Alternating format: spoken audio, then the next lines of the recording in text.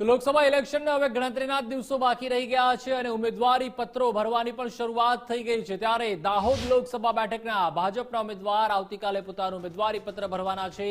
તે પૂર્વે આજે દાહોદ લોકસભા બેઠકના ભાજપના સાંસદ જસવંતસિંહ ભાભોરે વિજય વિશ્વાસ સંમેલન યોજી સભાને સંબોધિત કરી હતી, જેમાં મંત્રી બચુભાઈ ખાબડ, મંત્રી કુબેર ડિંડોર સહિત મોટી સંખ્યામાં કાર્યકરો અને હોદ્દેદારો હાજર રહ્યા હતા।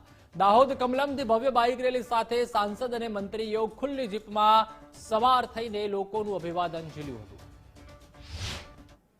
આજે દાહોદ લોકસભા ભારતીય જનતા પાર્ટીના માધ્યમથી આવનારી ચૂંટણીની તૈયારીના ભાગરૂપે દાહોદ ખાતે વિજય વિશ્વાસ સંમેલન ભવ્ય રીતે ઉજવવામાં આવ્યું હતું।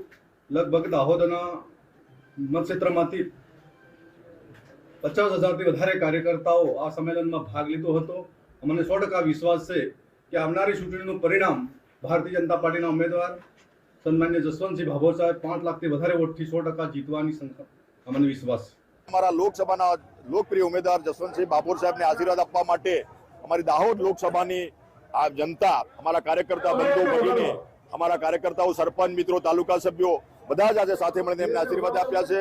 સંતો મહંતોએ પણ આશીર્વાદ આપ્યા છે અને અમને પણ પૂરો વિશ્વાસ છે કે અમારે લોકસભાની સીટને 5 લાખની લીડથી વધુ મતો આપીને અમારા જસવંતસિંહ ભાભોર સાહેબને દિલ્હીના દરબારમાં અમે મોકલવાના છે।